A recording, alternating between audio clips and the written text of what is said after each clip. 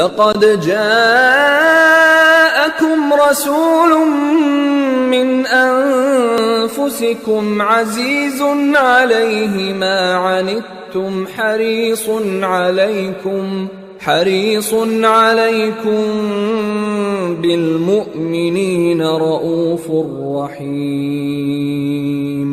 فإن تولوا فقل حسبي الله لا إله إلا هو عليه توكلت وهو رب العرش العظيم.